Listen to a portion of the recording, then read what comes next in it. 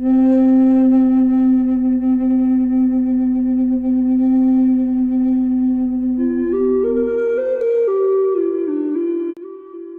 友们好，这个频道是和您分享古今中外的奇闻趣事的，欢迎您订阅。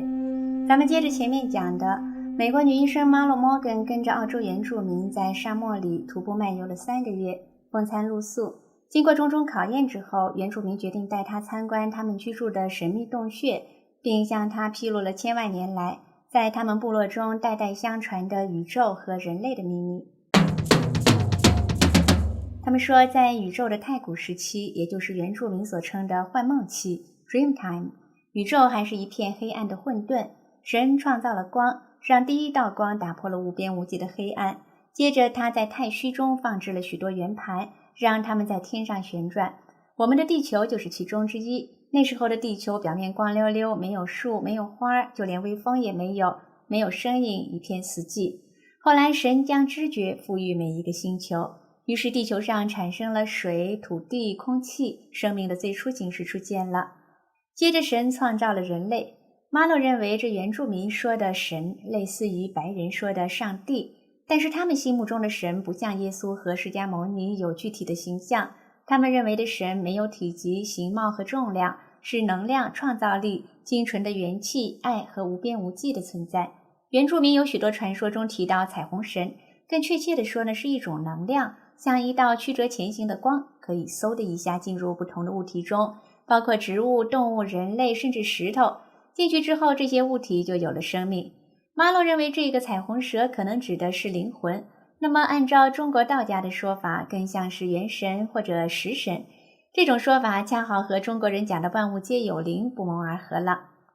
灵魂被赋予自由意志，神把这个星球赐予人类，作为磨练人类的场所。人类的肉体由情感控制着，当灵魂栖息在人体时，会感受到强烈的感情。我们在外星人自白那一集也提到外星人和地球人有一个很大的不同，就是地球人具有强烈的情感，而外星人却没有，说明情感这个东西可能还真是地球上人类特有的。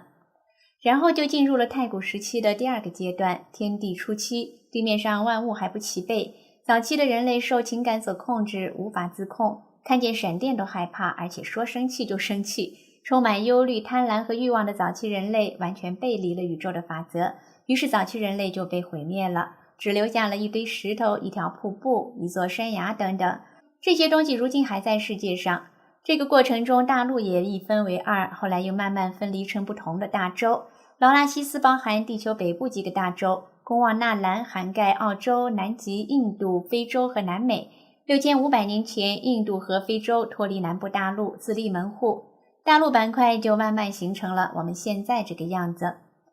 真人部落搬进这个洞穴的时候制造了一种石头装置，让太阳透过一个树坑照进洞中，每年只有一次，阳光以精确的角度直射进来，这样他们就知道整整1年过去了。于是他们就举行一场盛大的庆典，有专人在洞窟中绘制一幅壁画，描述过去1年发生的大事儿。结果马鲁在这里发现了一些惊人的重大事件，如英国殖民者进入澳洲，澳洲建立汇税制度，原住民第一次看见汽车、飞机，最早的喷射机，在欧洲上空运行的卫星、日食等自然现象，甚至还有一个模样像飞碟、载着外星人的飞行器。有件事也让马鲁大吃一惊，据传上世纪50年代末的时候，英国在澳洲搞过核爆试验，但是澳洲政府坚决否认。可是马洛竟然在洞穴里看到一幅描绘得非常形象的核爆图，政府压根儿也没有想到这核试验场所的附近居然还有人居住，并亲眼目睹了这场核爆。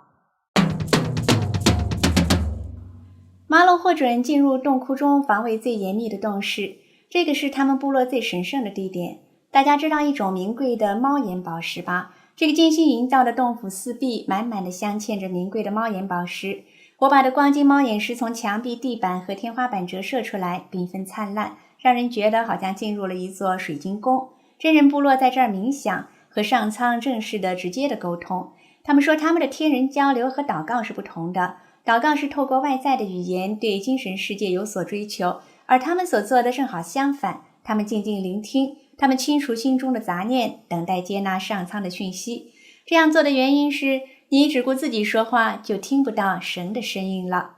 这件密使还有一个用场，就是传授秘技，比如驯走术，就是通常说的飞毛腿吧。据说在澳洲原住民面临危险时会化作一缕清风消失。还有幻术，如分身术，一个人可以幻化成10人甚至50人。真人部落的原则是，为了取食可以杀生，但绝不能杀人。遇到敌人，他们不会以暴制暴，而是以幻术取代武器，幻化出千军万马，吓得敌人抱头鼠窜，落荒而逃。长老告诉马洛，真人部落的原住民是第一代人类的直系子孙，自太古以来，他们就谨遵祖先传下的道德标准和律法行事。现在他们已经通过了最后考验，获准离开地球。在所剩无多的日子里，他们决定过着最高层次的精神生活，保持独身，不再生儿育女。当最年轻的族人去世时，人类最纯正的种族也就从地球上消失了。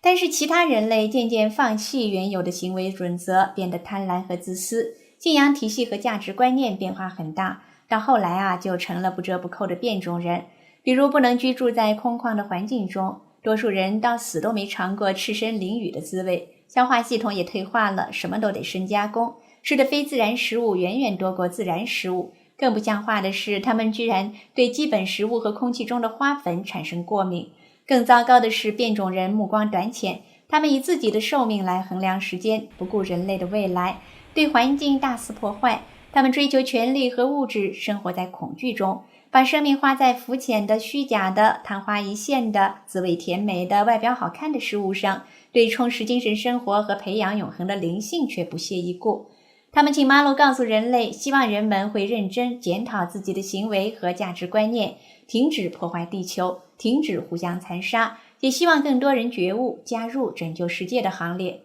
马洛很认真地接下了澳洲原住民代言人这个职责。不过回到现实社会的他，万万没想到，这些信息给自己带来了天大的麻烦。澳洲人认为他异想天开，澳洲政府指责他造谣，就连一些融入现代生活的原住民也不愿意承认他的故事，认为他丑化了原住民，甚至还有人专门设了一个网站批判他，说他根本就在撒谎，博眼球。很多人对真人部落的生活也不理解，觉得这么苦的日子太不可思议了。其实真人部落的生活方式已经不是普通人的生活了，而是一种修炼形式。就像佛教出家人不吃肉不结婚，真人部落的这种修炼方式比较独特一些，它和中国古代的某些奇门功法还挺像的。所以你一定不让人家这样生活，那就和逼着和尚尼姑还俗一样，也是很没道理的一件事情。好，继续讲马洛。那有时候即使是要做一件好事也是很难的，马洛就非常泄气了。后来不知道是不是原住民为马洛做的虔诚的祷告起作用了，马洛还是坚持了下来，通过出书、讲座等方式传播真人部落的信息。幸运的是，也确实有很多人关注到这些信息，真的有很多人在觉悟，在加入拯救世界的行列。